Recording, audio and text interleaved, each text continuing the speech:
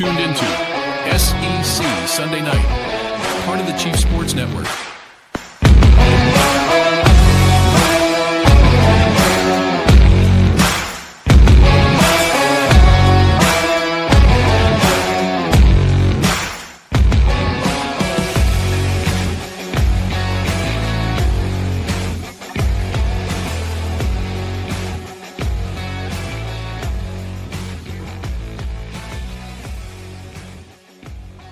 This is SEC Sunday Night on the Chief Sports Network.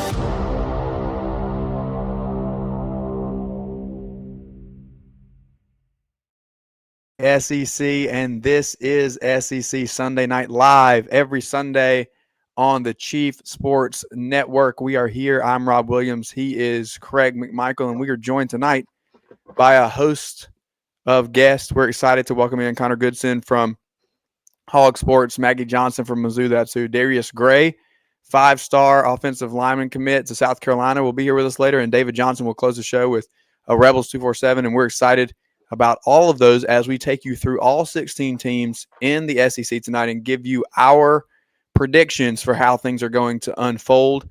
Craig, first of all, happy Sunday, my friend. What's going on? Welcome. Dude, we had college football this week, and I think we also have our first I Was Wrong segment, because who did you have? Did you have Iowa State or did you have Kansas State? Listen, we have nobody sponsoring I Was Wrong this week. We can't do the segment. Sorry. But we are presented by Hewitt Damaduras. Chief Sports Network, in partnership with Hewitt Damaduras Law, presents SEC Sunday Night every week at 8 p.m. Hewitt Damaduras is here for you in your time of need. These guys are not just personal injury attorneys. They're the best that exist, and they're here for you, whether it's a car accident, fall, dog bite, personal injury, insurance claim, you name it. Brad and Dean are big on relationships, and they want to be here for you. It's hdlawsc.com to contact Brad and Dean. Hewitt Damaduras Law. Make sure that you give him a call. If you can't say Damaduras, he can't spell it. So just go ahead and call him anyway. It'll be fine. All right. It's a real good endorsement from my buddy over there, right? He can spell it now. Just maybe not when we were growing up. Okay.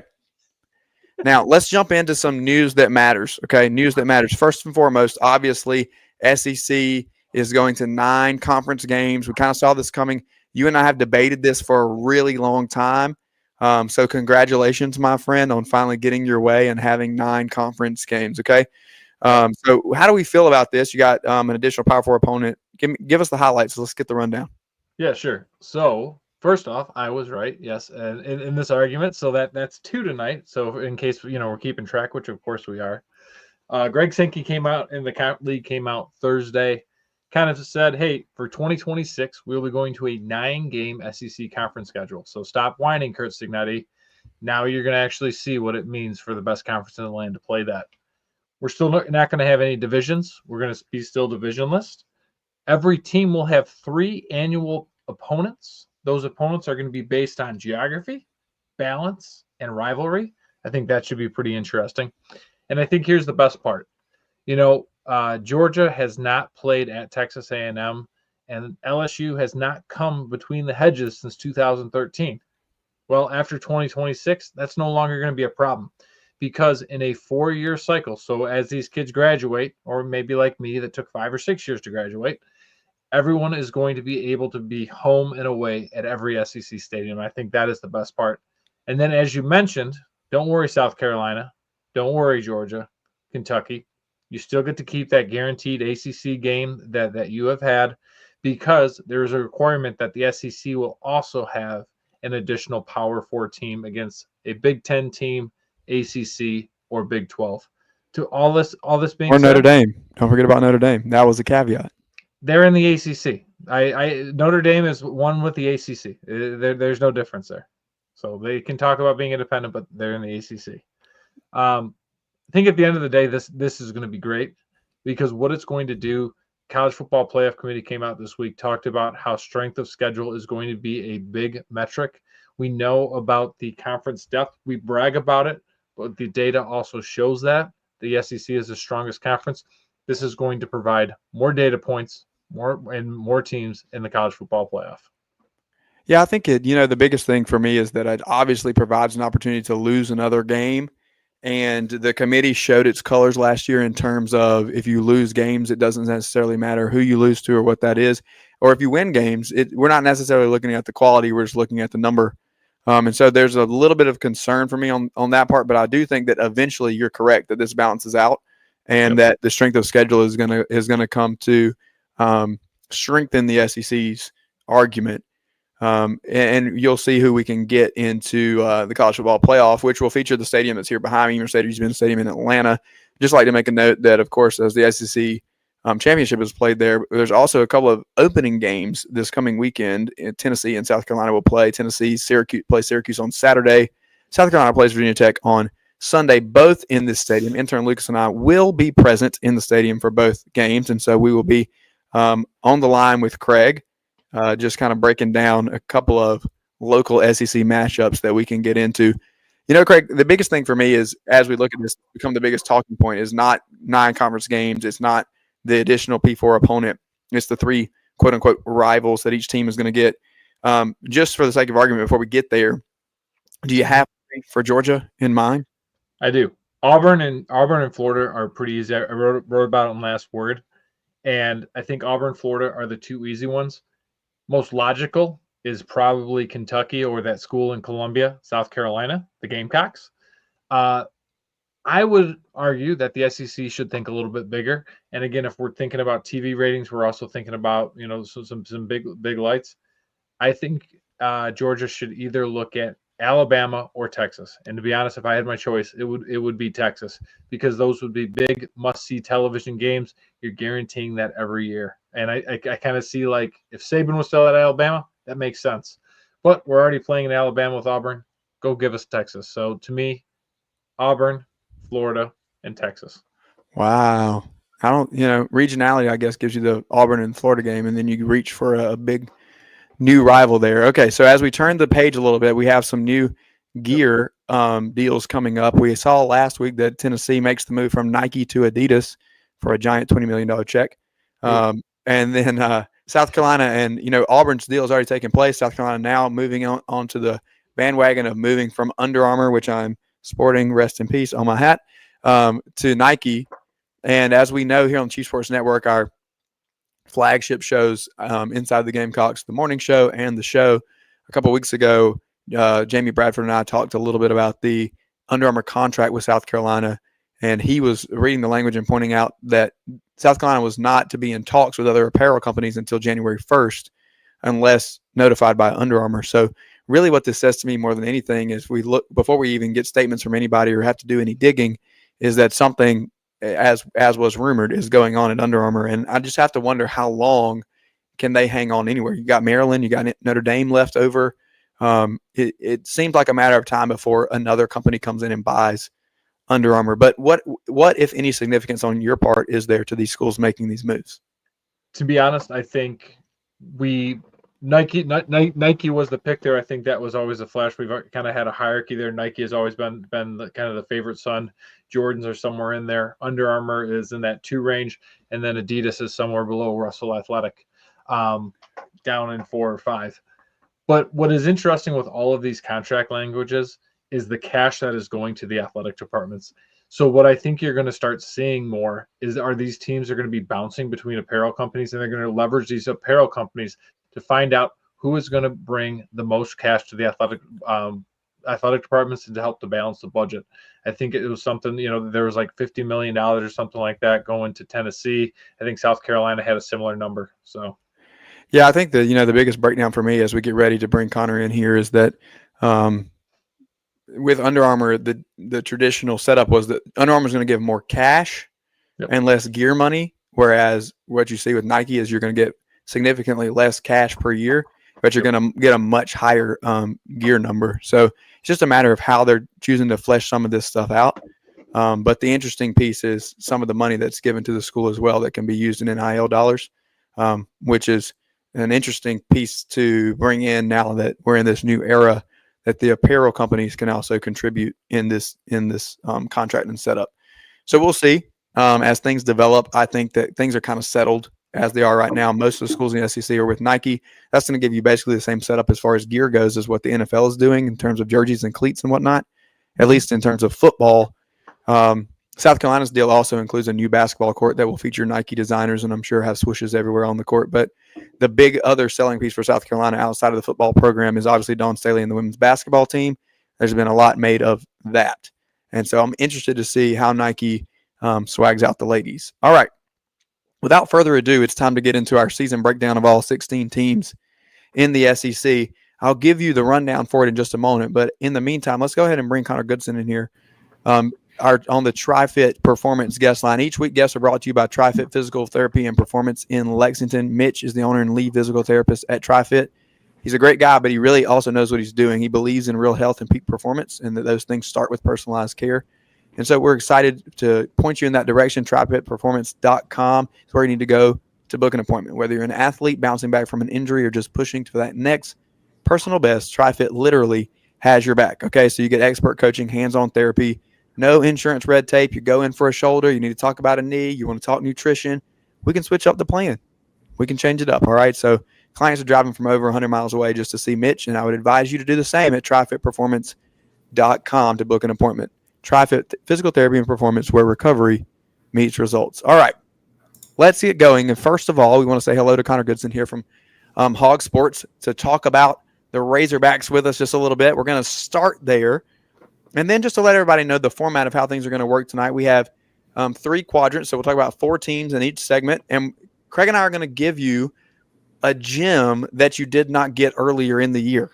Because the week before we moved to this platform and launched as SEC Sunday Night, on the final episode of our former show, it just means more football and coffee, we gave our spring ball record predictions. And so we always set our record predictions in the spring. I gave an opportunity for us to make some adjustments, but most of the games we left them where they are. So we'll kind of update you on where we thought teams were, where we think they are now with roster composition. But we have somebody in for each segment to help us out. And tonight we have Connor to talk about Arkansas. So first and foremost, Connor, how's it going? And how's the temperature around college football in Fayetteville? Yeah, man, it's going good. I appreciate y'all having me on, and it was good to actually watch some football this week and get a little taste of some week one action before week one action really ramps up this week. The temperature in Fayetteville is interesting. I think that over the summer, especially in the dog days of summer, there was a lot of guys, fans just not really interested, not really locked in and as tapped in as they used to be through the seasons. And I think that a big part of that's because there's a lot of pressure on Sam Pittman. This year is a huge year.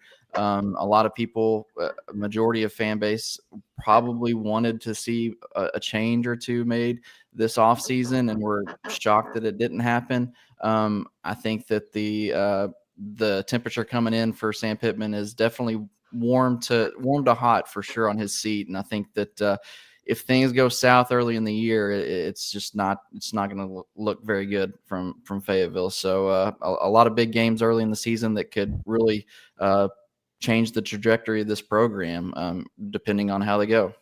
Yeah, I mean, for me, if you look at year 2 of Bobby Petrino and Taylon Green, I think that you've been able to see definitely probably some development under that relationship. And so I'm interested to see from your perspective, is that kind of the saving grace, what everybody's expecting to kind of take off in terms of making a run for the Hogs in 2025?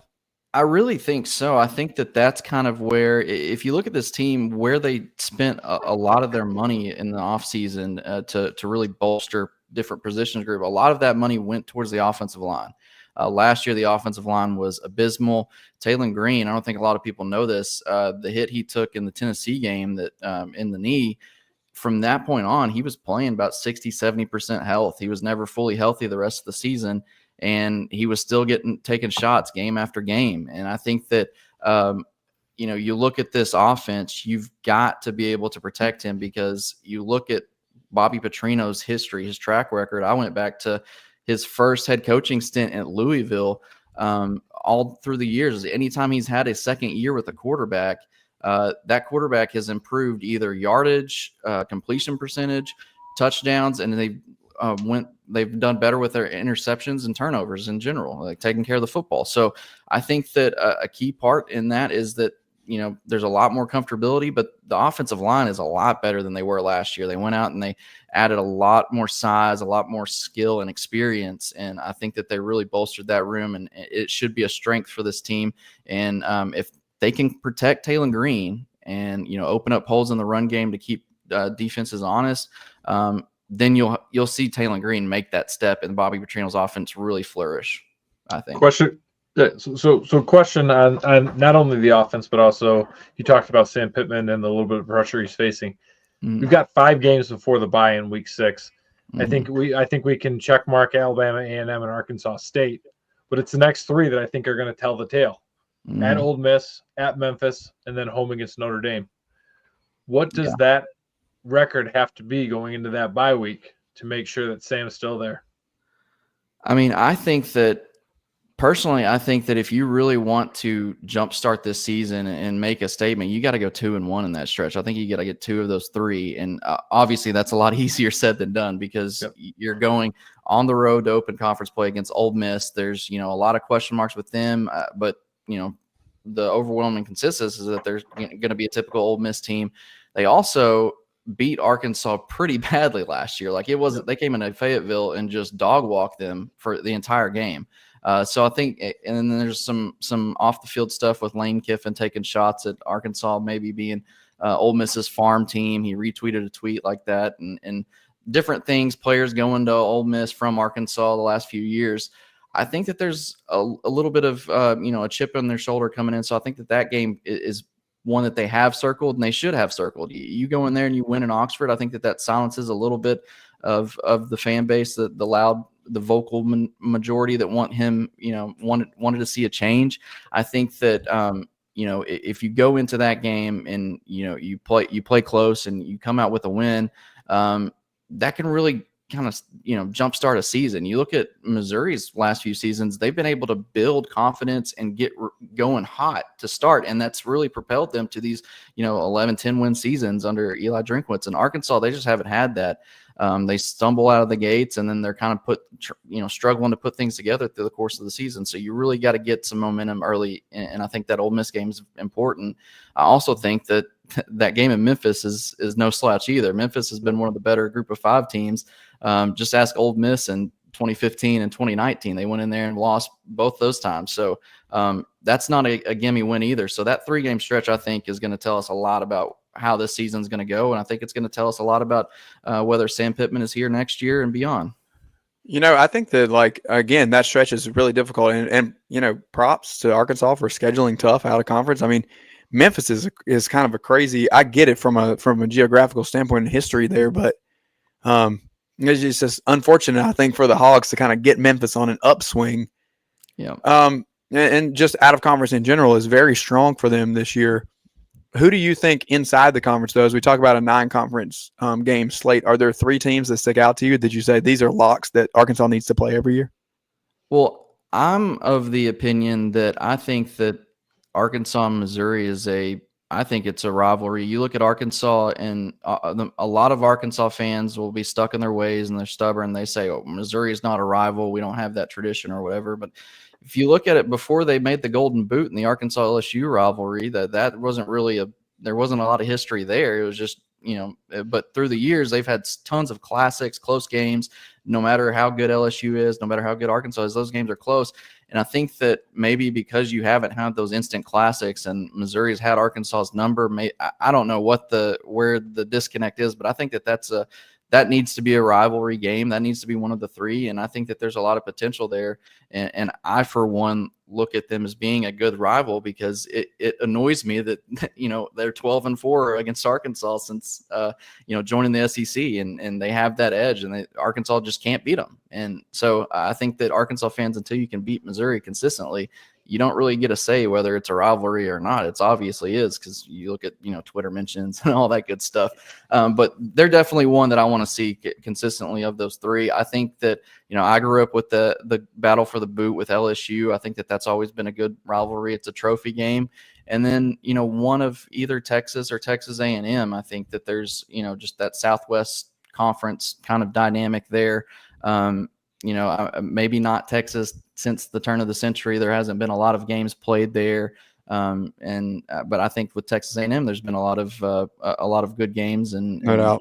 there's a lot of potential there. So I think that really I'd probably lean towards Missouri, LSU, and Texas A&M is probably those three. But yeah, I'm interested to see what the SEC does with this, with certain teams, and kind of how they work it out, because it's a lot of people you got to try to make happy, and a lot of things we're going to lose a couple good matchups, I feel like. No doubt. He's going to get a couple of ads, I'm sure. It's going to get really dicey and interesting. Okay, Connor. All right, let's get down to brass tacks. Is there a record prediction that you're willing to put out there? Or, if not, then just give us a game or two that you think are the biggest swing games. You already mentioned Ole Miss. If you're willing to give us a number, we're going to give hard numbers here in just a second. It's going to get tough around here. Yeah. So we actually, over at the site, being some of my coworkers at Hog Sports, we put up our staff predictions for the year. We went game by game and kind of went through the season. Man, I could see this going. I could see Arkansas, just collapsing, going 4-8. I could also see them getting hot and going 8-4 and surprising people. That's just how. I mean, you just don't know this with roster turnover year to year in this current college landscape. It's just hard, especially this year with this Arkansas team. I think that they are better than last year. They're a lot better. I just don't know if that's going to equal wins, because like y'all talked about, and y'all mentioned, that schedule is brutal. The non-conference is hard, and then you already know what the SEC slate is. So I have them going 6-6. I think that aside from that 3-game streak there, that 3-game, to open the season with Ole Miss, Memphis, and Notre Dame, I think that there's a 3-game homestand after you play at Tennessee. You get Texas A&M, Auburn, Mississippi State. You have to get 2 of those 3. Yep. Regardless of what happens before that stretch, you've got to get 2 of those 3. I mean, you just have to on your home field. And Arkansas hasn't played great under Sam Pittman on their home field. So I think that stretch right there, if things, even if they go kind of chalky at the first half of the season, that's going to tell us a lot too there. And that's the next most important stretch, I think. Craig? I am at 4-8. My toss-up games are Memphis. I have that as a loss right now, and then I'm also going to put Tennessee there, and I'm going to say I'm going to put Auburn there as a question mark, because if anyone knows what the hell is going on in the Plains besides the golf game, they can let me know. Yeah, I agree. What I wrote. I think that in the spring, I felt like this was going to fall apart early, and I actually had them at 2 wins, because I think I had Sam Pittman getting fired after that first stretch. And I was still questioning Taylor Green's injury that you mentioned before. After kind of following over the course of the summer, my hype for Taylor Green is growing. And my question is obviously what is around him, but I think he has the ability to put them on his back. And so I think that they get the 4 wins for sure. I'm with you that I think that, Craig, there's a couple of toss-ups in there that could get them bowling. And I have a lot of faith in Taylor Green.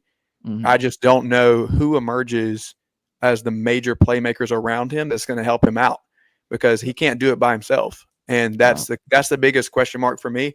I do think it helps him to have time with the offensive line, and if they can run the ball and have balance. I think, Connor, you said it beautifully.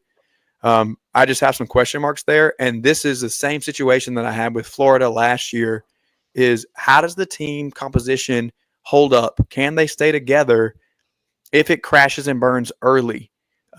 What if there's a move made mid-season? Then what happens to the rest of the year?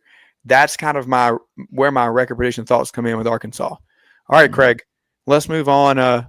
I see you biting your finger, but I got one last thing to say on Arkansas. I believe in Sam Pittman, even though Connor may be like, dude, you picked him 4-8. You don't believe in Sam Pittman. No, I do believe in Sam Pittman, and I will not be shocked when I am wrong and they are 6-6 or 7-5 this year. Yeah. So our favorite segment, Connor, is I was wrong. And so we take these we take these predictions from the spring, which really gives us a lot of opportunities to be wrong, Yeah. and we'll highlight them throughout the season each week because we picked every game individually. So what about Kentucky? Let's go there really quickly to the Bluegrass. We won't spend a whole lot of time here. I got them at 4-8, didn't adjust it. I think they stay there. I think that Stoops may be done for at the end of this year. I Craig, got 2 and 10. Oh yeah, I got 2 and 10, and Zach Lopata is not the answer. Yeah, I think he's better than Vandegrift, but I'm not sure. But that's not a high bar. Vandegrift. That's not a high bar to shoot over. Okay. Yep. Mississippi State. Mississippi State. I made an adjustment. I actually had them at 4-8 in the spring. Mm-hmm. I'm going with 3-9. I actually stole one back from them. Just going back and looking at the schedule.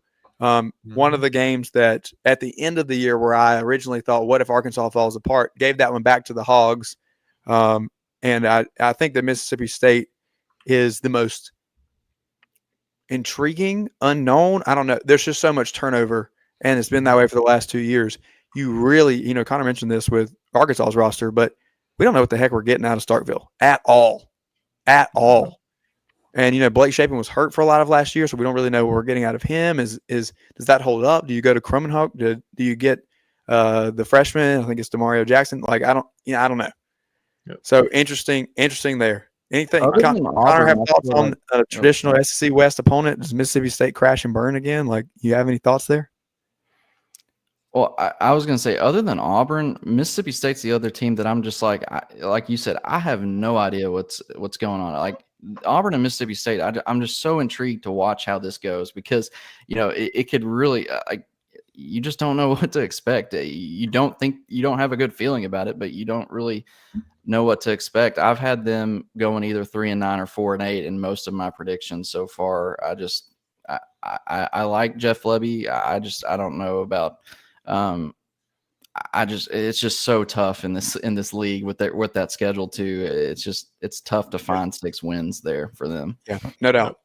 Okay, 3-9, but you got to watch out for week 1. They're going to Hattiesburg, and Charles Huff brought everybody with him from Marshall. That one I think is going to tell the tale. How Mississippi State responds on the road against a team that does not like them against such. You just can't get Toledo. You can't get Toledo again. All right, let's go to Nashville. I have Vandy at 5-7. As much as I love Diego Pavia, some of the jawing, which I'm on board for, I think it just puts a target on their back. And the way that they played last year has really clued everybody in. I've said it before. I'll say it again. Watching Any Given Saturday on Netflix, I really gained more respect for Clark Lee and just the way that he was present in that locker room and the way that he ran the team. But I just don't know, man. We break it down game by game. I didn't change anything. I've got them at 5-7. Craig, I've got them late change here. I had them at 5-7. I don't believe in Tennessee. Diego Pavia will get Clark Lee bowling again. Vandy will be 6-6. Whoo! Yikes! All right, so the change and the noted game, a win over the Vols. A little foreshadowing to our segment later when we talk Tennessee. Any thoughts coming out of Nashville, Connor, before we get out of here? I'm like you. I love Diego Pavia after watching that. Like, just the confidence. Like, how can you not? Like, if he's on your team, like, that's a guy you rally around. But yeah, it's tough for me to find 6. But I also, after watching the Netflix series, it's like, how can you bet against Diego Pavia? Like, he's gonna do something one game and he's gonna surprise him. So I've got him 6-6, but not super confident. But I also don't want to bet against Diego Pavia. Yeah, I totally get that. Want to say thank you, Connor Goodson from Hog Sports. Make sure that you guys go check him out, follow along throughout the year. We love everybody from 24/7, and we want to make sure that we point people in that direction.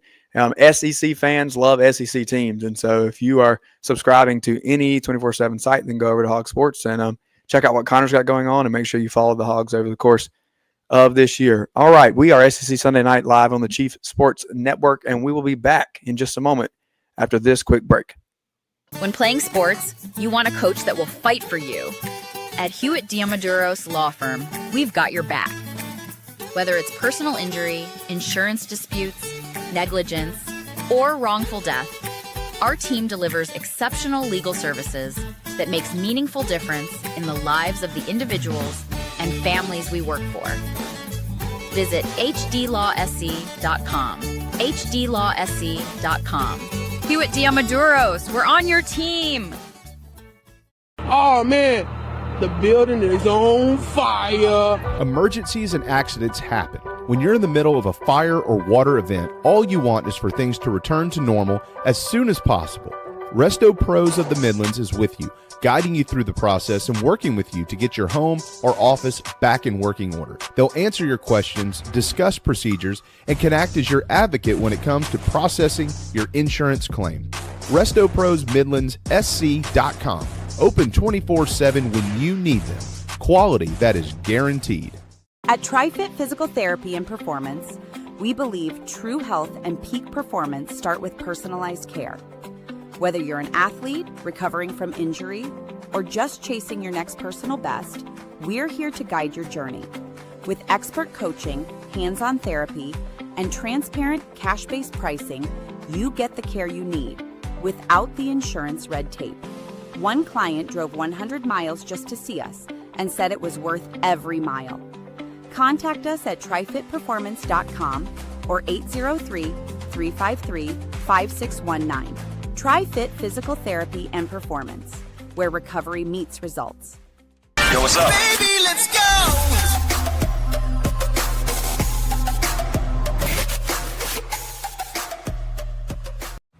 This is SEC Sunday night, part of the Chief Sports Network.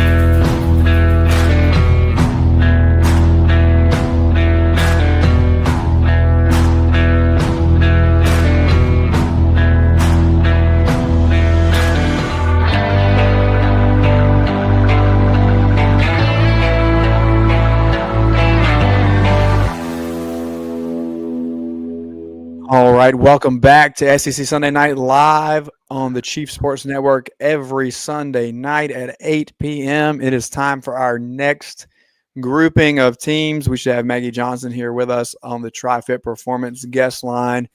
First of all, we want to say hello. What's up, Maggie? How's it going? Hey, Maggie. Good. It's I'm just excited it's week 1. Yeah, absolutely. We have a lot to talk about. So much, yeah. Big expectations, I feel like, for every SEC team at this point in the year. It's everybody's got that glow and that twinkle in their eye, and they have high hopes. Even Jerry over here in our chat, big hopes for Arkansas. Wanted to pay us a compliment and let us know that we are looking wonderful and young out here today.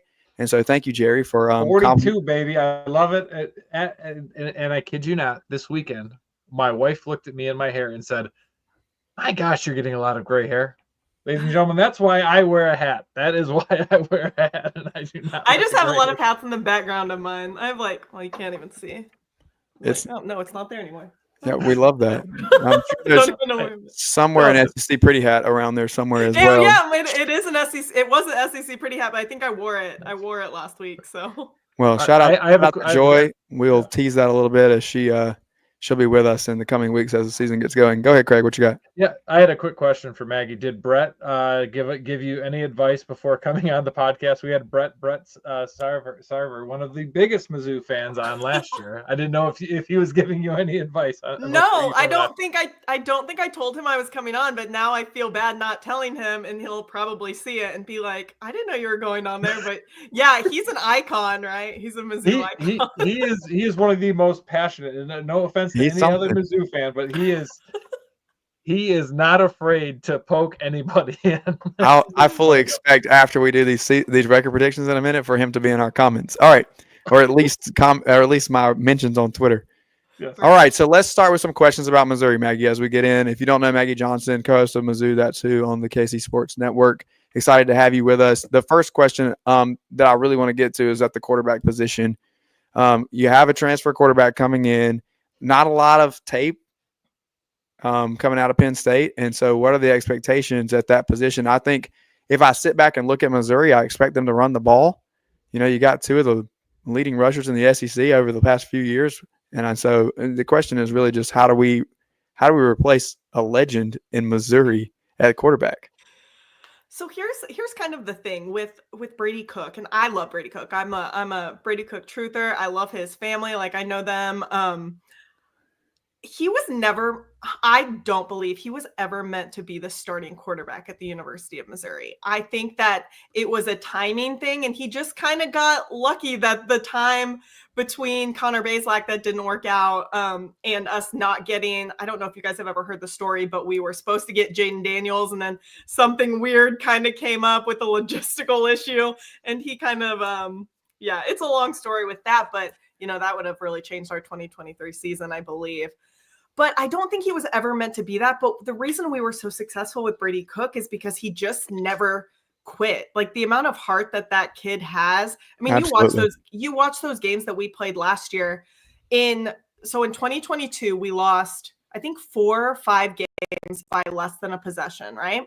Then you go into 2023 and you're on the opposite side of that. You're bringing your guys back.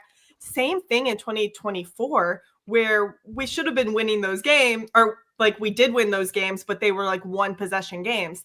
And you saw like what Brady Cook did in that Auburn game, all of these things. You don't need to have a Heisman winning quarterback to be the quarterback at the University of Missouri to succeed. Mm-hmm. It's literally all about having those pieces around him and having that chemistry. Last year, I would say the chemistry was lacking a little bit. You saw a lot of overthrown balls by Brady, and that's kind of why Luther Burden's numbers went down.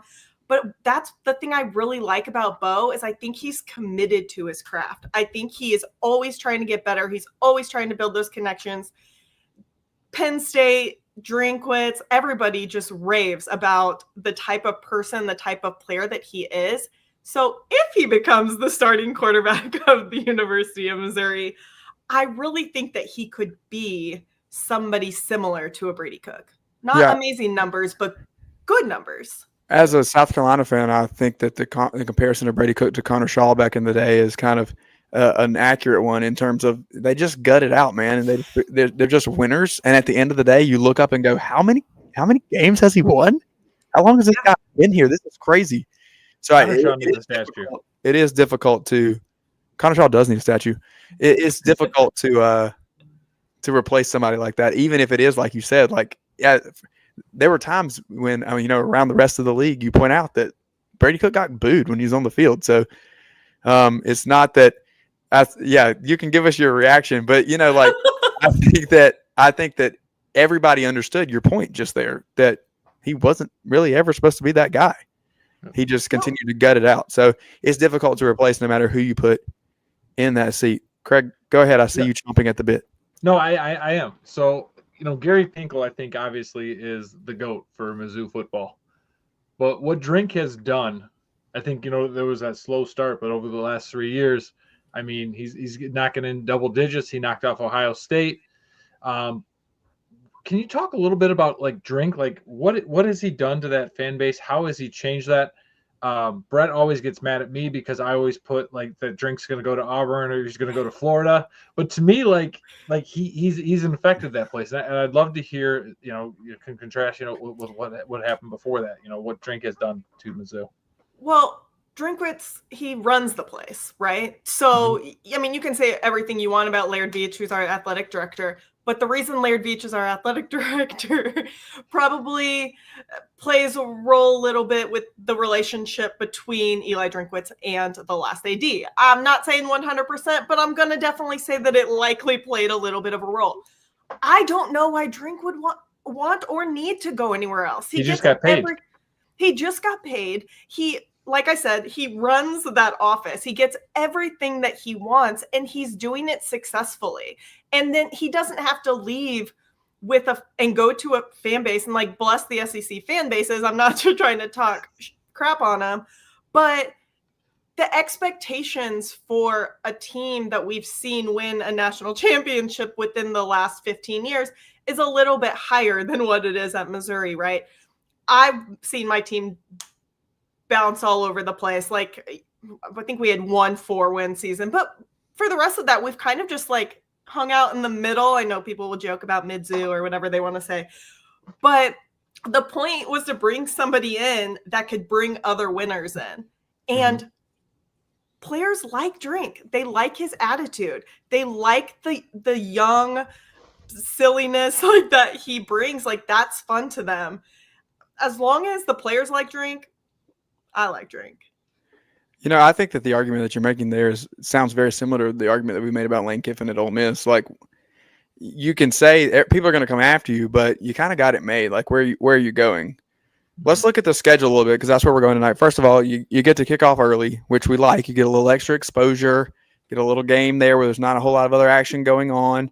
But the schedule, if you stay at home for the first, 17 weeks of the season, and then at some point they get on a bus or a plane and go somewhere else. But I just want to say though, look at schedules like Florida barely leaves the state of Florida.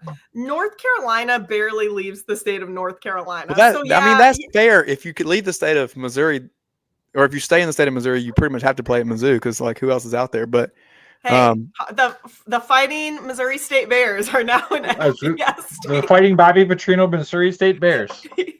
All right, look. So let's just call it like it is. It's a favorable schedule. Yeah. Which games do you think are the trickiest, though, if you're looking over the course of it? I mean, Craig and I have picked them all, so you tell us what sticks out. Well, I would be crazy not to say Oklahoma, and I know Mizzou fans will come for me, but they heard me say this in my podcast last week, so it's like it's already out there. I think that that's a tricky game. First off, it's closer to the end of the season, but also Oklahoma has owned Missouri for however many years, post joining the SEC. And losing to Mizzou to their third string quarterback is a bad look for the Oklahoma Sooners. Like, it is a bad look. Venables is sitting on the hottest of hot seats right now. I think that that's a hard type of game, because it's a revenge game in their place, which I couldn't even tell you the last time that we won in Oklahoma.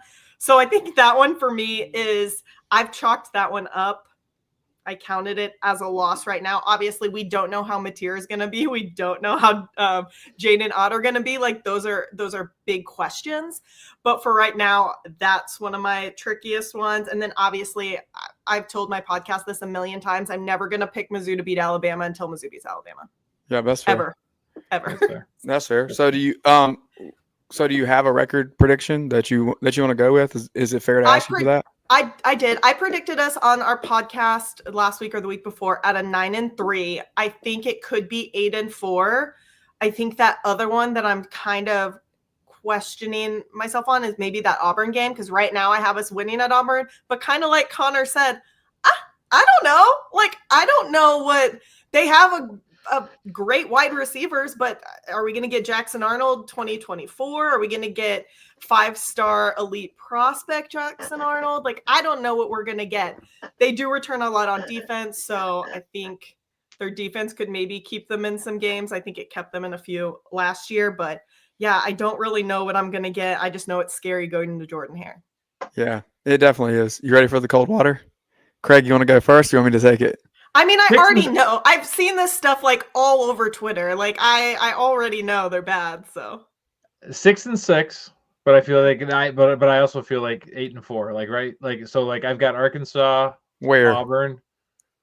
Yeah, I've got those as toss-ups. I also do not believe in Brett Venables and Oklahoma, even though they somehow beat Alabama last year. So I think to me that's another one could be tossed. Well, we're going there. We're going there next to Oklahoma. So you save that talk for just a second. But okay. I also have them at 6-6. The thing that for me is that we're both pretty low in Oklahoma, and we're going to go there in just a second. But as I'm looking at Missouri's schedule, let me get it just pulled up here in front of me. This is good. We're both high. We're both high on Auburn. That was the game that I was going to go to, and I don't want to spoil it, but Craig and I both have some belief there, even though he can't stand Hugh Freeze and thinks the wheels are coming off. His record prediction doesn't reflect that. And so, again, the big thing for me here is that you got to replace Brady Cook. And if they prove me wrong, they prove me wrong. It'll be a great I was wrong segment. But I'm going to put them at 6-6. All right, let's go to Norman. And sorry, Maggie, go ahead. You got a closing statement about the Tigers? I was just going to say, my only thing is that people have to keep in mind, it's so easy to look at a team and be like, oh, they lost Brady Cook, Luther Burden, Theo Weiss. But like we had the number 7 transfer portal class. Like, don't forget that we have guys coming in just as much as we lost guys. We had guys coming in, and we have good guys coming in. I mean, guys like Damon Wilson that came from Georgia, who ESPN analyst Matt Miller thinks is going to be like our best defensive player and going to be high up there on the defensive side in the draft. I think we got some guys. So I just don't want people to think that we didn't replace anybody, because we got some good guys coming in. Right. And I think that, it's always there's definitely money flowing in Como, and so you're able to really make a pull. I think it's just a show me kind of deal. So Norman, speaking of showing me, I have the Sooners at 5-7. I don't think they're bowling. I am not a John Mateer truther. I don't think this is going to work. I think that the defense is going to be good, but my question is on the offensive side of the ball. The only reason that I would hedge this bet is because of Jaden Ott. Okay. And I think that he may give enough balance, but the Heisman hype from Mateer is something that I absolutely have to see. We're coming out of Wazoo, and I get it. Cam Ward just did it, but this is not Miami, and this is not the ACC. This is Oklahoma, and this is the SEC, where the schedule is absolutely brutal. So Venables is looking for a DC position at the end of the year, and the Sooners are coach shopping. Go ahead, Craig. Nebraska will be 6-6. I mean, Oklahoma will be 6-6. Yeah, same difference, right? Wow. Same difference. Yeah, we've slid that far. All right, let's jump really quick to Gainesville, the future home of Eli Drinkwitz's head coaching seat. I've got the Gators at 7-5. I didn't make any changes. This schedule is awful. And again, I know I referenced Any Given Saturday a few minutes ago, and I talked about this last week. My biggest I was wrong last year was I had Florida absolutely imploding, and I thought they would quit on Napier mid-year, and I thought the Lagway came in and galvanized them. But after seeing the inside of the locker room, I think it was Billy Napier that galvanized them and not DJ Lagway. What? Like, I have 2 I was wrongs in the same statement, but I just don't know that they can get over it. I don't know that they can get over it. Yeah, it's okay. We all make mistakes, Craig. I'm going 7-5. What you got? Speaking of mistakes, Billy should have went in the transfer portal and got a backup quarterback, because DJ Lagway will not be healthy this year, and the Gators will be at best 6-6. If Lagway doesn't come back, it could be even worse. China Doll quarterback. Any thoughts, Maggie, on Gainesville? I got them at 7-5. I agree. I just don't know how they're going to respond after, obviously, they kind of have 2 cupcakes, and then they have at LSU and at Miami. I think how they respond after having those tough games is going to say a lot. Can we call Miami a tough game? I think we can. I mean, I think we can, because I think Carson's going to cook. Yeah. And I mean, regardless, it's a rivalry game, and I don't all bets are off in a rivalry game. Yeah, you talk about that, and we had this last week, so I won't spend a lot of time here. But LSU, Miami, and then you get a bye week, and then you come back for Texas and at Texas A&M. It's going to be great, guys. They're going to be just wrong. They're going to be just fine. All right, here we go. We spoiled it already. I have Auburn at 9-3. Okay, I have some belief here when we stack them up one against the next, matchup to matchup, position group to position group. This makes me believe in Jackson Arnold. And part of me is like, dude, I don't think he got a fair shake last year. He had a JV offensive line. He had middle school wide receivers. There was nobody out there to play with him. Don't rip on middle school wide receivers. And so I think that for all of Hugh Freeze's flaws, I think he gets Jackson Arnold ready to go. And the rest of the team's got a heck of a lot of talent. 9-3 for Auburn this year. Craig, come on in with the War Eagle hate, right? You can't stand. You think it's going to fall apart? We're already replacing him. 12 quarterbacks, 15 guys play calling this year, and yet you have them at. I was wrong. 9-3. Oh, look at that! Look at that. We agree. How about that, Craig? I love that from you. 9-3. My friend Chris Marler told me that they're going to be better than what they were. What does that mean? Does that mean 6 wins? I just like. I still have them at 7-5. I just don't know if they have. I'm not a Jackson Arnold believer, but I was in the stands for that Mizzou Oklahoma game and watched him absolutely, literally fumble the ball. So it's hard for me to believe that he's going to have that much of a turnaround just based on where he's going. It was bad. He was the reason that team lost that game. Wait, what did you say? Did you say 7-5? Yeah. Okay, that's fair. That can happen for sure. Yeah, I don't get it. I feel like I'm going to be wrong. I do have to ask you a question though, Maggie. We didn't ask you. So when the SEC goes to their 3 rivals, who are Mizzou's 3 rivals? So, okay, I liked what Connor said earlier. I'm super glad he said Missouri because I totally agree that Arkansas and Missouri should play, and I don't know why anybody believes that they wouldn't play each other. I think that Oklahoma's basically a lock. I think that they've done enough in the past 2 years just chirping at each other that that's probably going to happen. My third, if I'm going to have a preference, it's going to be South Carolina, and it's because those games are amazing, and anybody who watches if you love football, you love the Mayor's Cup games. They're so much fun. Again, like I said, trophy game. So I think I think they'll keep it for that too. I think that those are the 3 most fun and best games for Missouri. Yeah, no doubt. I agree with you there, and I think that the Mayor's Cup stays because of the trophy. Maggie Johnson from Mizzou, that's who. Thanks a lot for being with us. This is a ton of fun. We'll have you back on when we get some major Missouri matchups. Hey, maybe once they get out of the state, it'll be time to have you back on and see where they stand. Well, let's see. That's Auburn, October 18th. So we'll send you a Christmas gift, and then the next week we'll have you on to talk about Missouri getting outside the state. Okay. Thanks a lot. Thanks a lot, Maggie. We'll be back in just a second after another quick break with 5-star offensive lineman Darius Gray. At TriFit Physical Therapy and Performance, we believe true health and peak performance start with personalized care.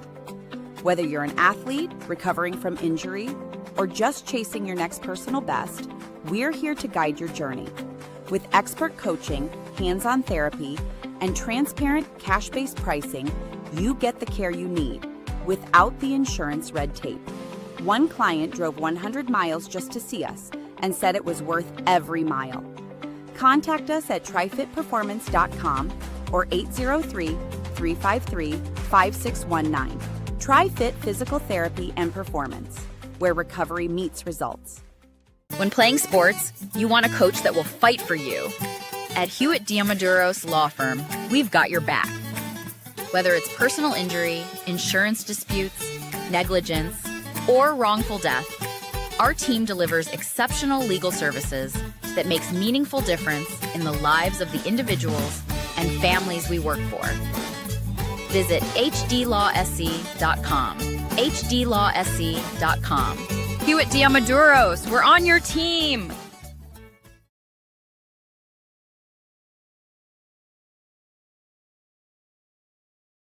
This is SEC Sunday night on the Chiefs Sports Network.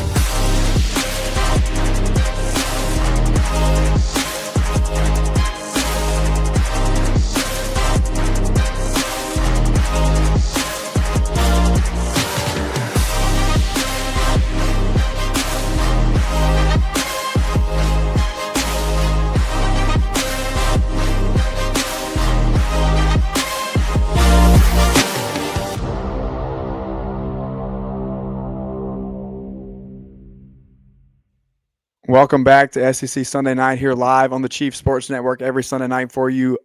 We want to make sure that you're downloading the Chief Sports app so that you have access to not only this show, but you have access to shows like College Football Forever with JC Sherbert and Mike Morgan, to Inside the Gamecocks, the morning show, and the show Tailgate Talks with Stephen Garcia and Pat DeMarco. We got the Late Night Gamecock show. We got Rooster Rant coming up. So many things. You got high school sports are ready and rolling. Darius is ready to play. And we have all these South Carolina teams that are available to you on the scoreboard. But before we say anything else, let's get here because we know so many people are tuned in tonight, and you guys want to be here for this very reason. 5-star offensive lineman Darius Gray here with us. What's going on, Darius? How are we feeling tonight? I'm doing great. Thank you guys so much for having me. How are you all?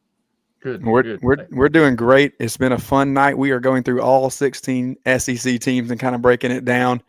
But we want to talk to you about what's going on in Columbia and what really drew you to be a Gamecock, and what makes you want to put on the garnet and black. I'll tell you just as we jump in here that we cover the whole league, but I'm a third generation South Carolina season ticket holder. I proposed on top of Williams-Brice Stadium, so I've spent my time in Columbia.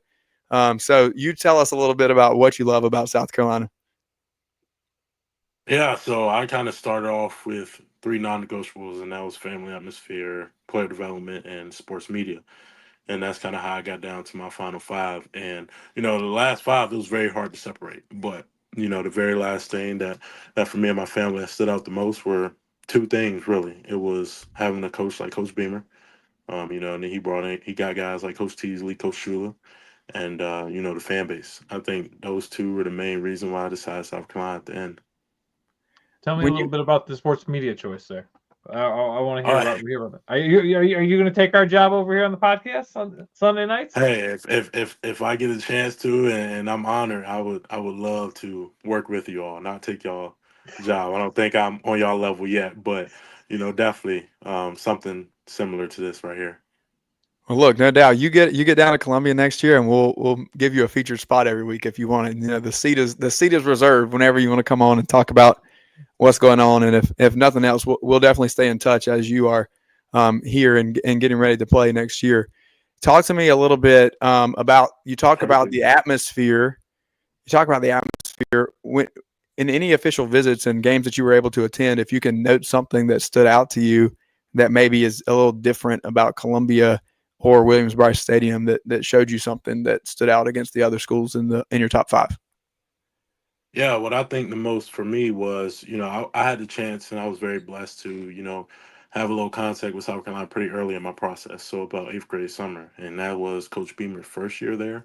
And so to see them go from a 2-win team to a 5, 6, 7-win team, just like that, I mean, the fans was always very supportive. And to have a fan base like that that's cheering on a 2-win team, I mean, like, come on. Like, nobody wants to have a 2-win team. Like, I'm a Saints fan, and we're struggling, but I'm still over here cheering. But, to have that, a part of you, and I know, South Carolina's going to get it rolling. They're going to start winning, and the fan base is going to go crazy. So it's a different atmosphere. Yeah, I mean, I've been there through some ups and downs, and it's definitely a different atmosphere no matter what it looks like. You mentioned, when it's been down, you still have a full stadium and people showing up and cheering for the Gamecocks. It's just in this state, it's who we are and it's what we do. And I think that you're going to experience that not only on a game day atmosphere, but as you get down here to school, that you're going to be able to see that on a day-to-day basis as you're interacting with people as well. So you talk about how you think that the Gamecocks are going to get it going. We're looking at the season this year. And so somebody who gets to kind of sit back still and observe a little bit, do you have any thoughts about where South Carolina is headed in 2025? Hey, I think it's going to go as far as it could possibly go. I have full belief that South Carolina could be a team that's playing in, late January and having a chance to play for that title. Yeah, I mean, I think that they're right there on the edge of that, and we're going to get into that here in just a minute. The last thing really that I want to hear from you is in this recruiting process, we talk about the SEC, right? When we're going to look at that, and you had 3 SEC teams with LSU, Tennessee, South Carolina in your top 5, but you had some really prominent programs with Ohio State and Clemson who have been in national championships in the past few years as well. Obviously, Ohio State just did it. It seems like a little bit since Clemson got it done, but it really hasn't been that long, and it's still a national power there in the upstate of South Carolina. So how did the SEC schools that you were able to be a part of and visit and elevate to that top 5? Where do those schools stack up against other schools that you saw in different Power 4 conferences? Yeah, I mean, like all conferences, to be honest, are one of the best of the best. Like you go to Clemson, Ohio State, no matter what the conference is, you're gonna have some of the best athletes coming from wherever they came from. And I think really the biggest change for me between SEC and Big Ten or ACC was just kind of the campus. I think campus were much bigger. It was just a bigger, atmosphere, and you had a lot more people there. And I think that was really the biggest change between SEC and any other conference. Yeah, no doubt. I think that we're excited to see you get going down here for the Gamecocks. It looks like this year, you're going to have potentially a true freshman starting there in the on the offensive line. I'm obviously right here in the upstate of South Carolina, so I'm familiar with Shed and what he's been able to do. That's Shed Surratt for anybody who is listening. And so, and had Josiah Thompson starting last year as a true freshman. And so I know that you probably have big expectations about coming in and getting going early. We want to wish you good luck in everything that you're doing this year. If you want to hang around for us for just a minute, we're going to work through some of these schedule predictions and feel free to chime in. We'll let you work on your sports media chops just a little bit as we get into it here. Okay. So let's start with the Gamecocks. Let's start with the Gamecocks. Craig, I'll start because I feel like we're going to land in the same place, to be honest. So Darius, the way that we've been doing it is we made predictions in the spring during spring ball. We do this every year, and then we see how true those predictions can be because that's pretty far back to be kind of tabbing things. I had my prediction for South Carolina at 10-2 in the spring. I agree with Darius. I think that they're right on the edge there of making it into the college football playoff. As we finish breaking down the teams in the league here, you'll see that 10-2 record for South Carolina is not something that gets them to Atlanta based on my other predictions, but does get them into that top tier of teams in the SEC that cracks it in.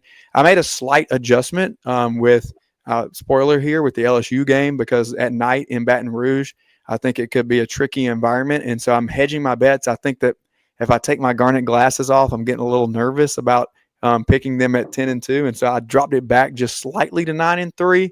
But I still have a lot of confidence that Lenora Sellers leads this team with a lot of new names and new faces, both on the offensive side of the ball and the playmakers, and on the defensive side of the ball with 5 guys that left in the NFL draft last year. So I think they got a really good shot. I agree. Craig, do you got anything on the Gamecocks before we move to some other teams here? I'm 9-3, and the big one that I'm looking at is that one Stephen Garcia, good friend of the Chief Sports Network, will know that home game against Bama. I've got that right now as a one for the Gamecocks. That should be an interesting one. That one should be electric. Yeah, I actually agree. I think that one's. I think that's a win as well. I think that South Carolina is not going to be scared of Alabama at all after what happened in Tuscaloosa last year. Mm-mm. And I was there in 2010 when Stephen Garcia and Alshon Jeffrey and Marcus Lattimore slayed the number 1 giant Crimson Tide. He was selling diapers in 2010. Don't let him fool you.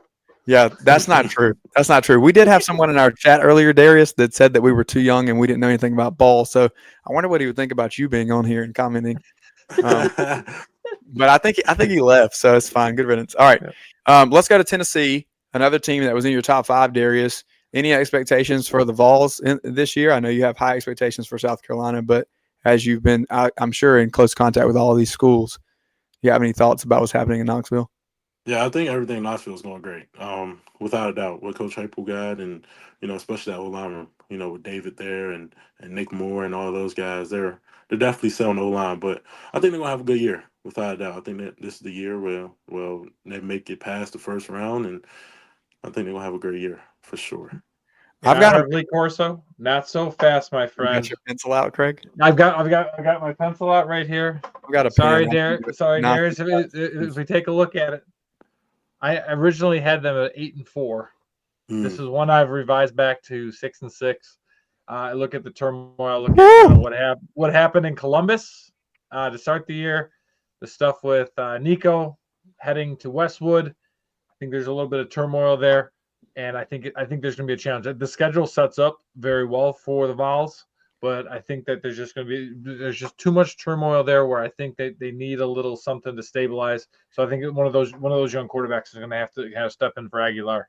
I went the opposite direction, but I also have them missing the playoff. I in spring had them at 7-5, but remember in the spring we had a lot more quarterback questions than we do now. So I've moved them up to 8-4 because here's the game that I told you guys that intern Lucas and I will be in the bins next weekend for both games, the Tennessee game and the South Carolina game. I had them losing originally that Syracuse game. I've since backed off of that pick. I'm getting a little scared of that one because is it still 14.5? I should know this as the host of the show, but 13.5. 13.5 right now. Thank you. You're the numbers guy.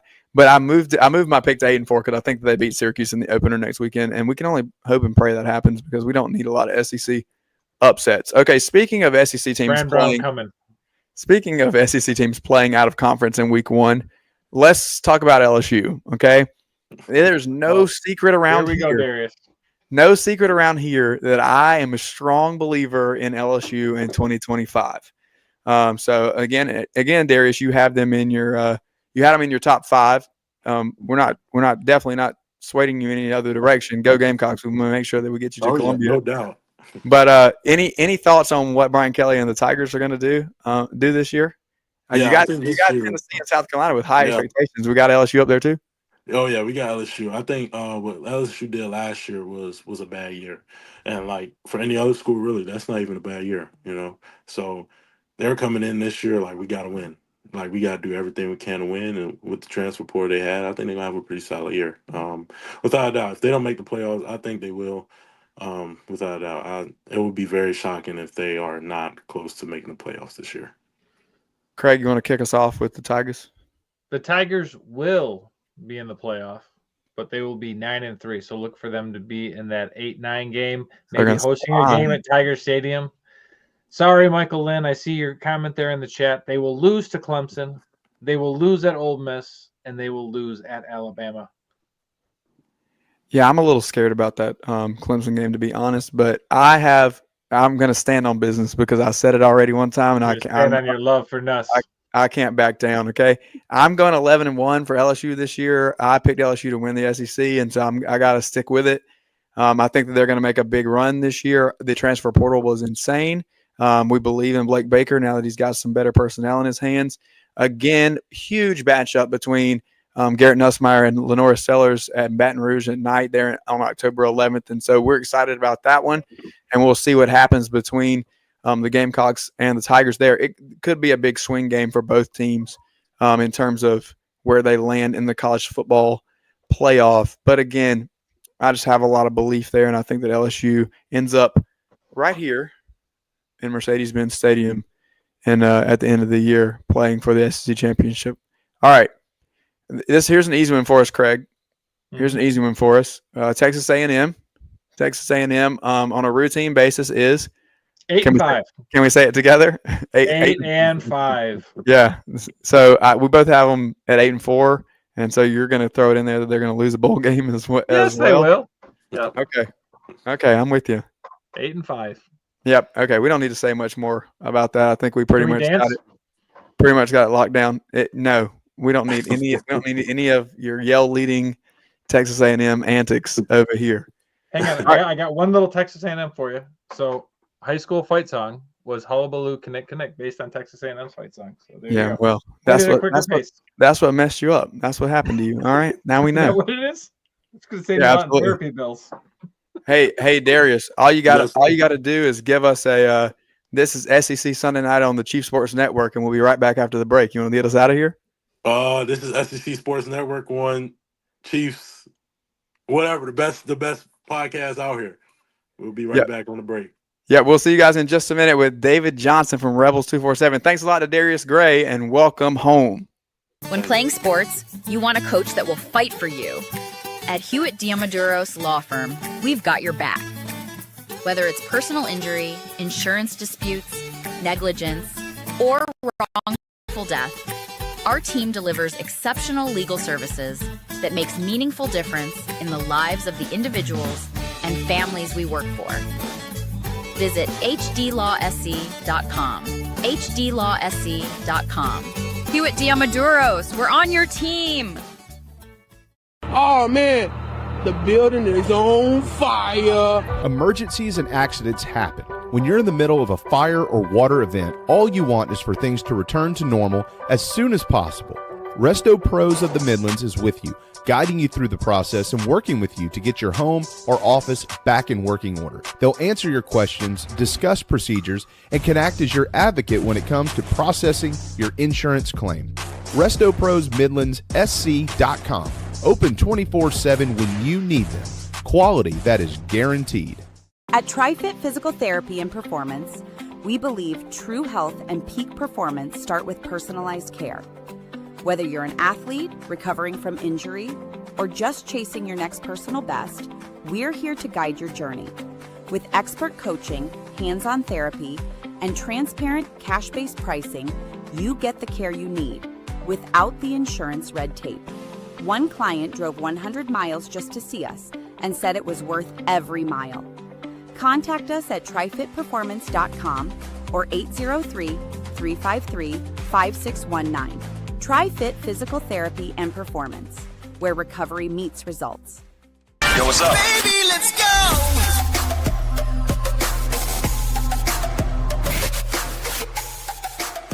This is SEC Sunday Night on the Chief Sports Network.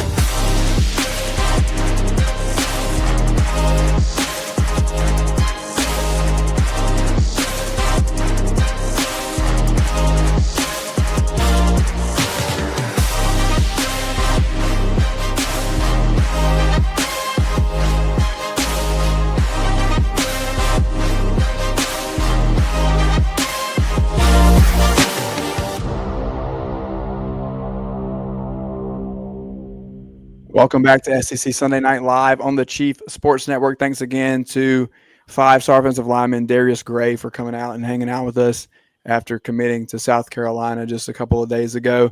I want to welcome now David Johnson from Rebels 247 in here. We're excited. And, you know, I got to be honest, David.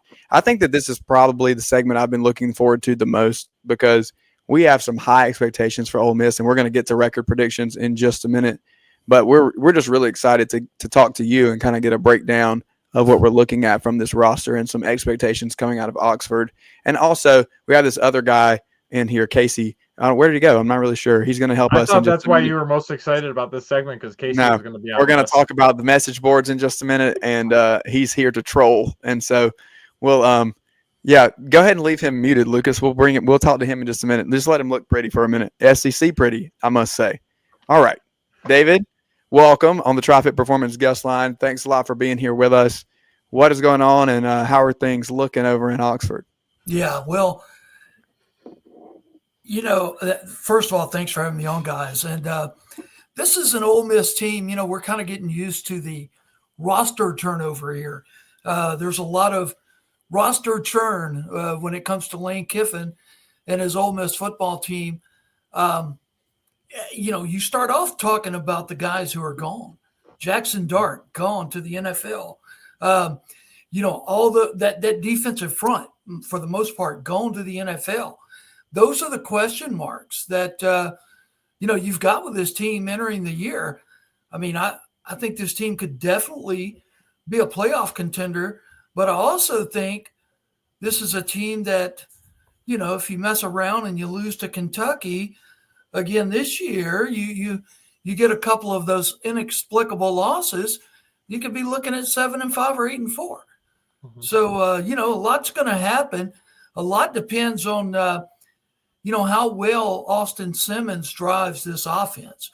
We all know he's a brilliant prospect, but you know, this is the first year the keys to the car belong to him.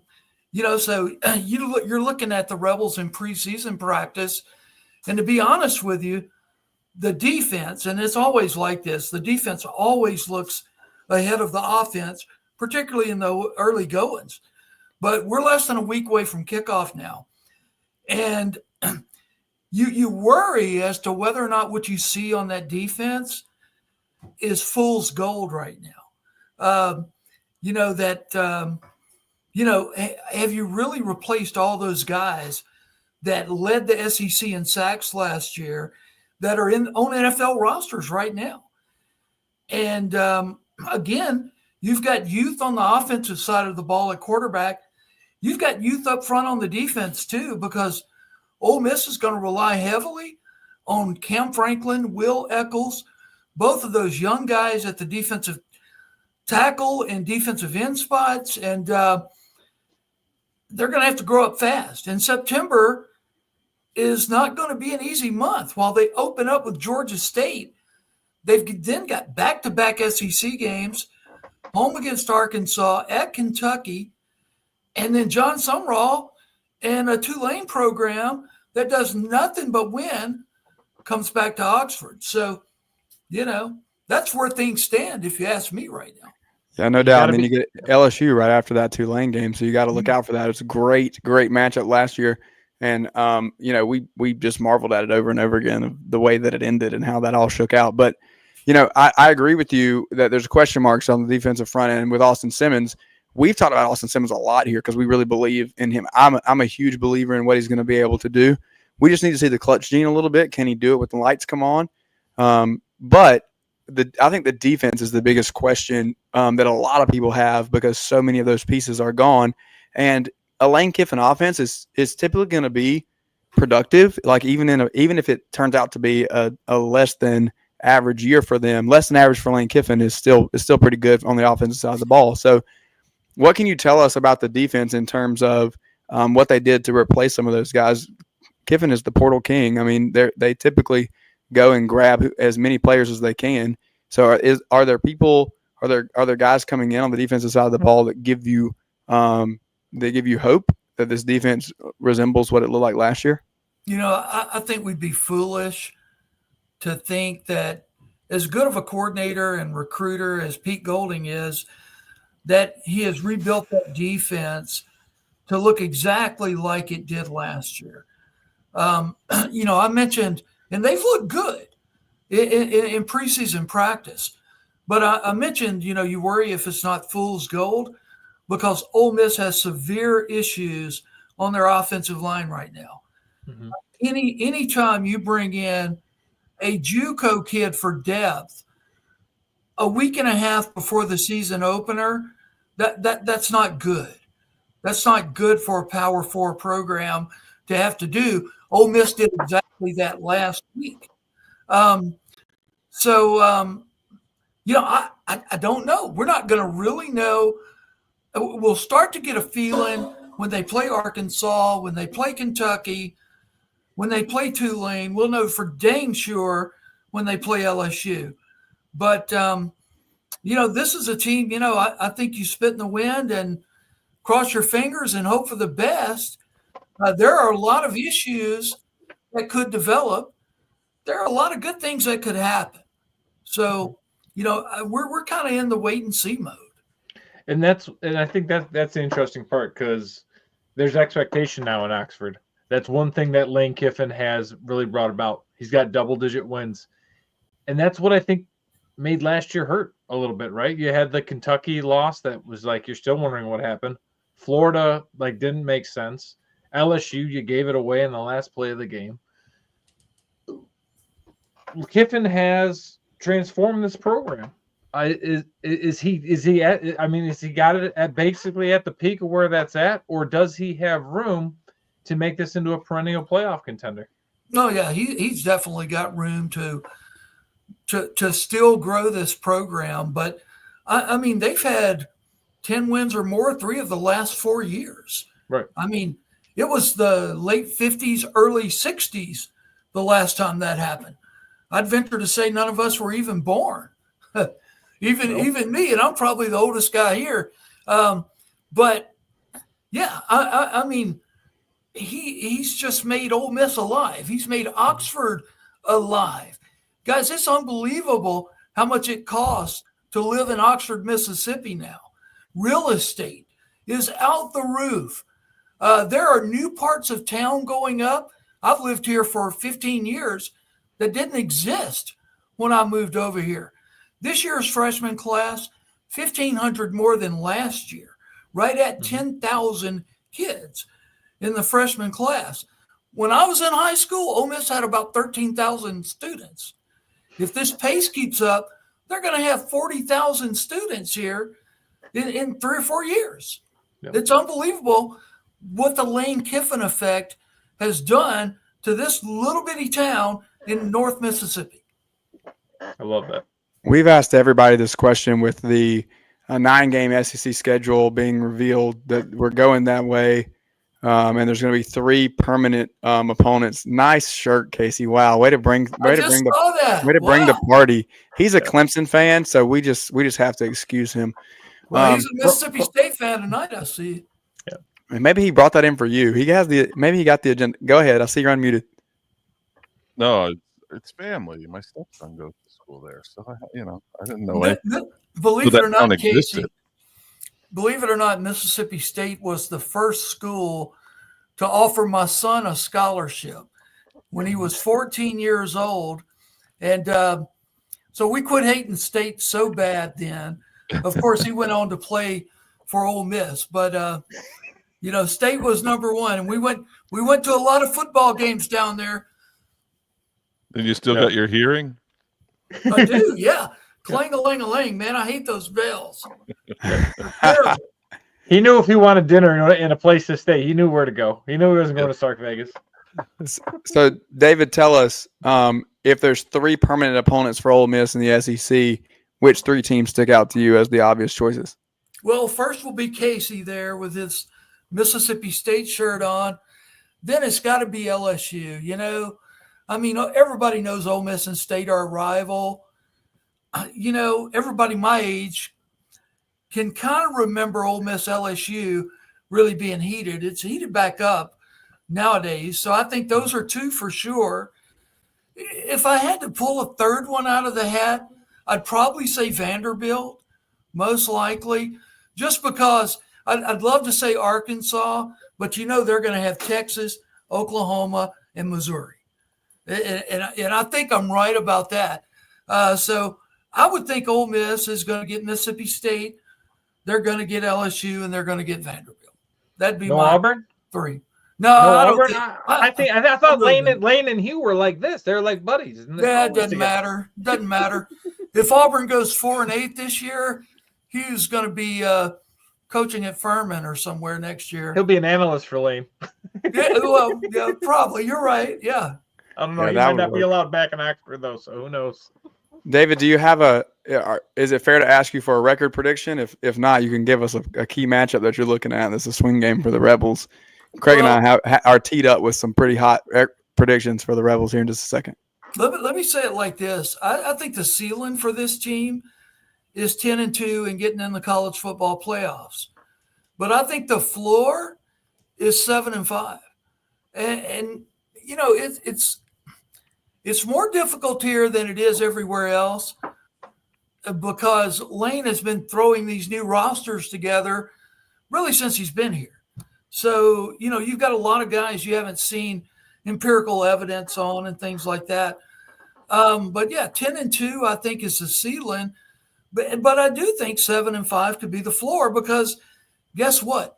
Everybody's got money now to go and get players, including Mississippi State.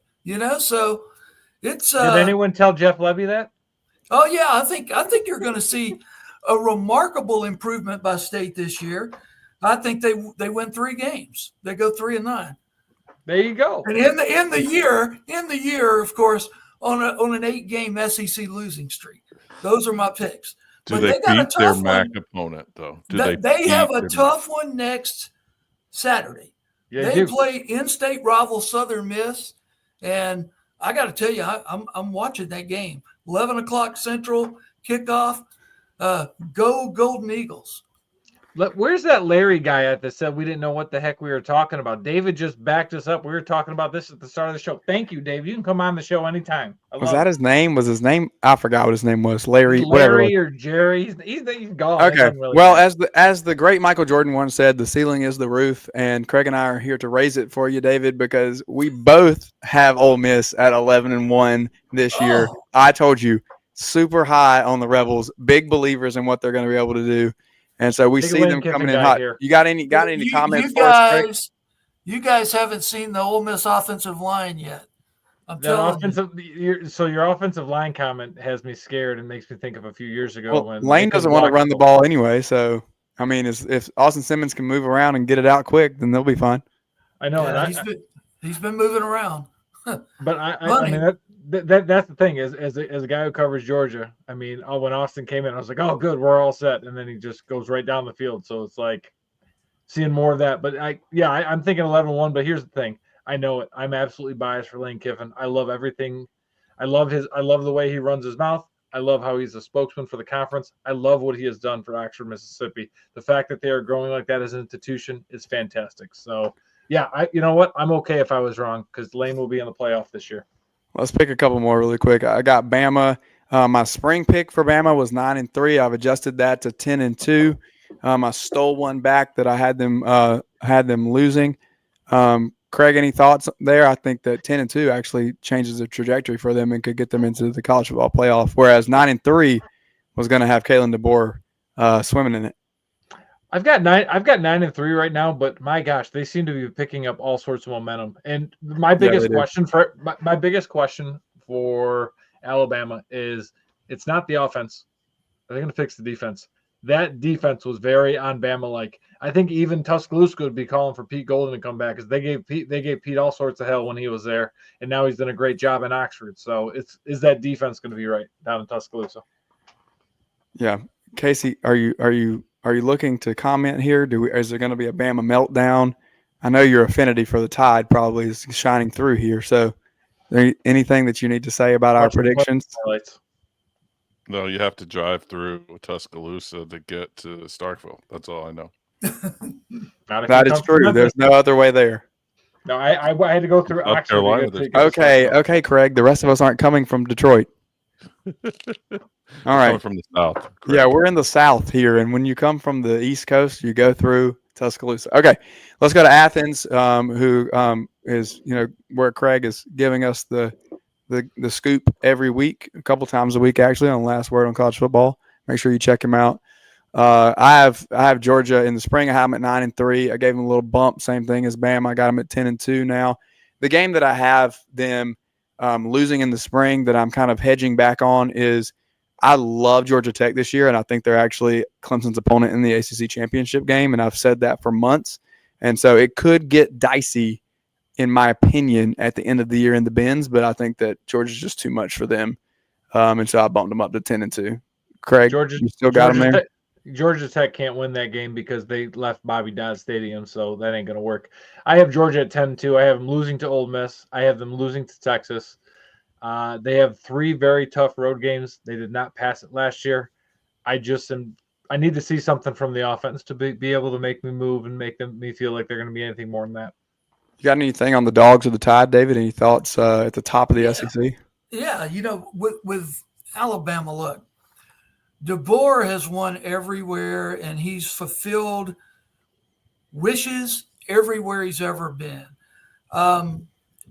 It's a different game now because, again, Mississippi State can spend $20 million.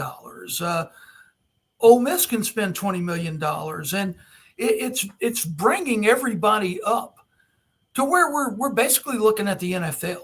It's what Lane Kiffin is so good at: roster management, roster moves, things of that nature. And, so with Alabama this year, I think 9-3 is probably where I would have them. I don't think they're a shoe-in for the college football playoffs. Georgia, on the other hand, I think Georgia is a 10-2, 11-1 team.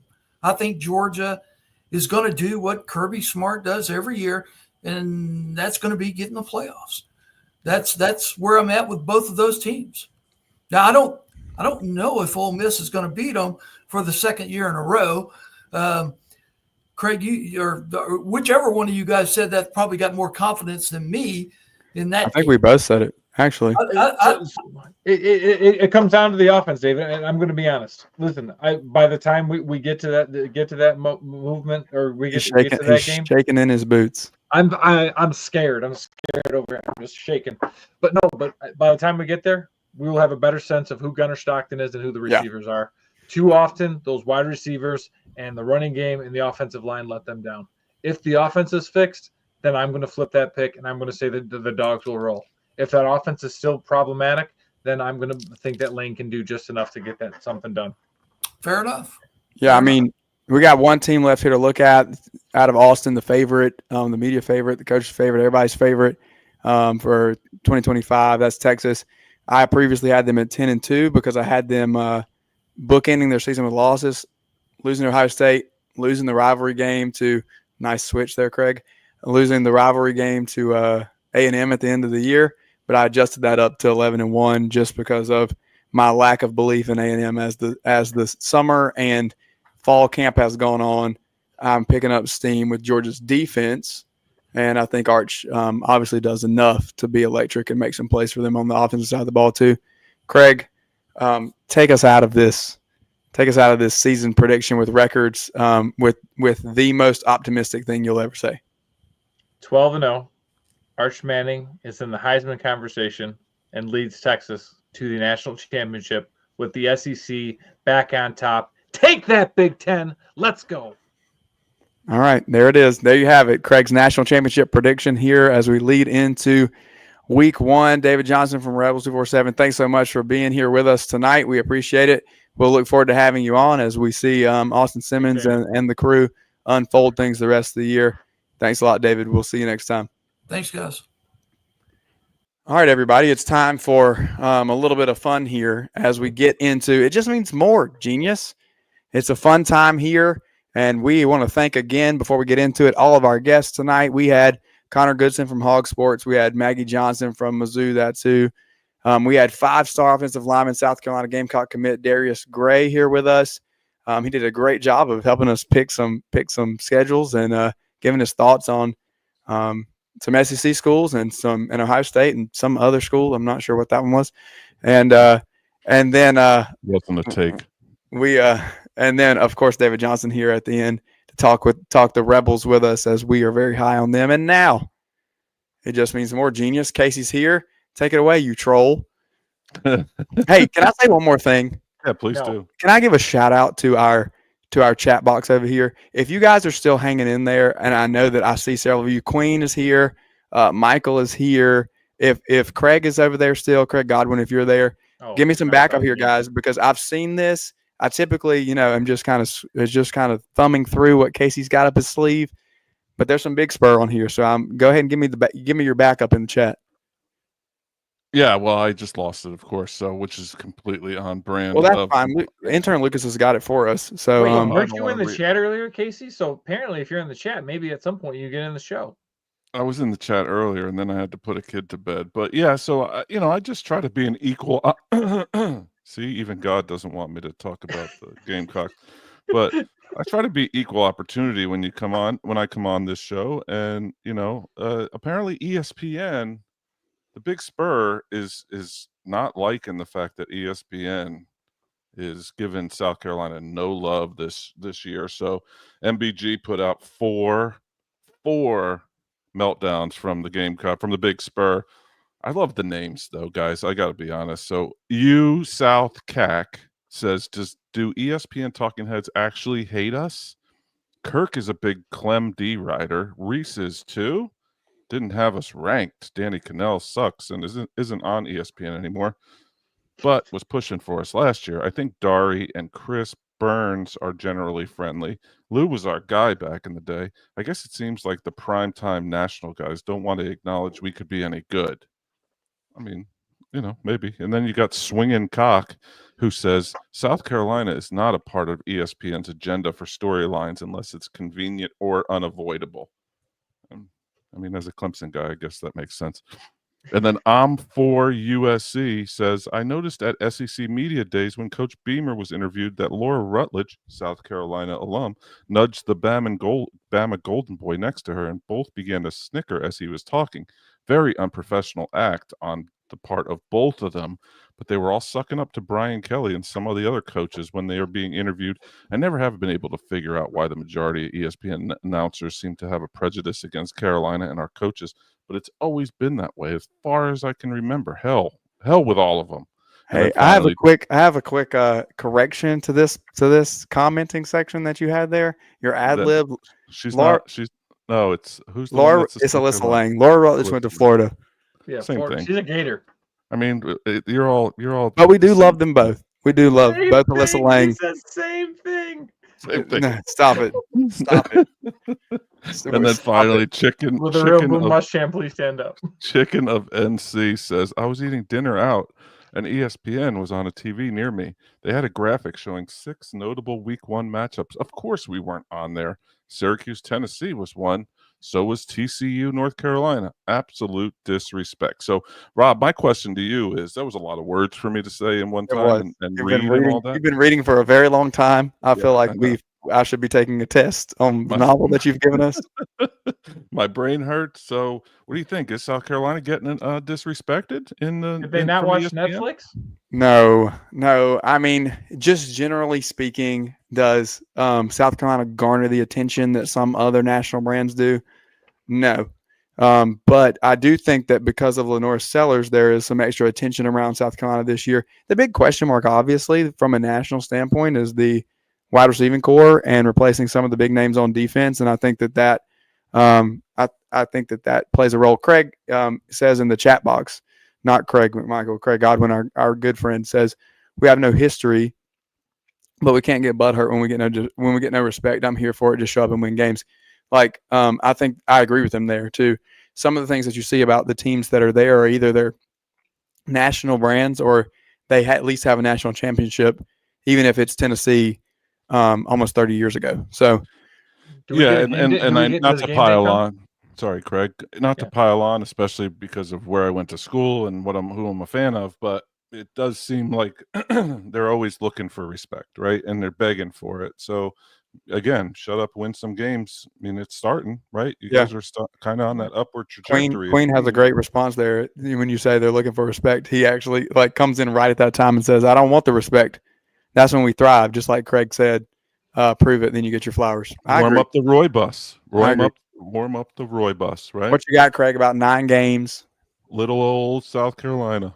Little South Carolina, the stars of Netflix. That's a Dabo line. That's not a South Carolina line. Yes, the stars of Netflix. They got plenty of love. They got plenty of flowers. Now they have the plenty of expectations. And here's why you were not featured. You're playing Virginia Tech. Virginia Tech is terrible. It's not a slight against South Carolina. It's a slight against Virginia Tech.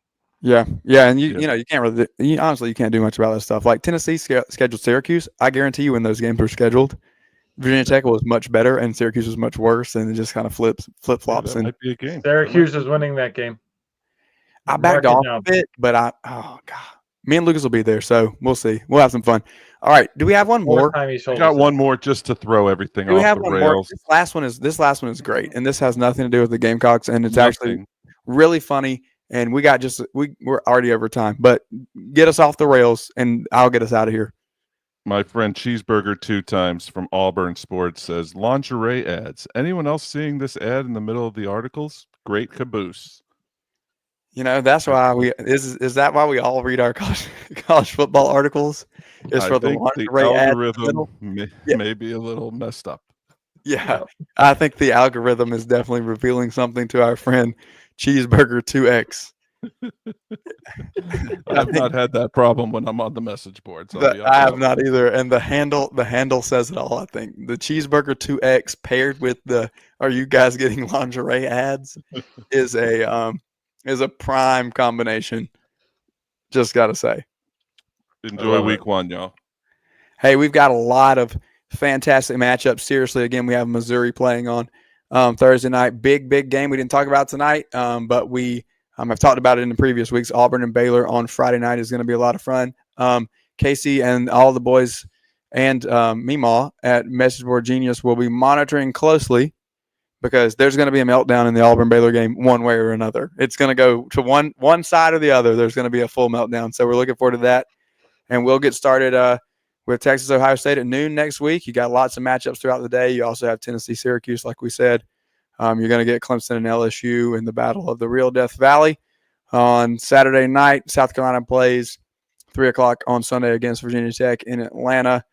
And so we're looking for great matchups across the league and across the country all weekend this weekend. And we'll be back on SEC Sunday night next week. But before that, we'll have a little preview for you on Friday morning. So we're excited to kind of give you some picks and give you our thoughts across the SEC. And then we'll recap things on Sunday night. We'll be welcoming in our good friend Joy with her SEC pretty hats and her presence on campus. And this week she will be at the Shoe for Ohio State and Texas. And so we'll get a little shot with her before we get going for the weekend tailgating, and we'll be back with you guys a couple of times next weekend during week 1. So make sure you stay tuned here on the Chief Sports Network. Again, thanks to all of our guests on the Traffic Performance guest line. Shout out to Hewitt Damaduras Law, HD Law SC, proud presenting partner of SEC Sunday Night. Thank you, Casey Cregan and Craig McMichael. I am Rob Williams. And this has been SEC Sunday Night live on the Chief Sports Network. We'll see you next week on week 1.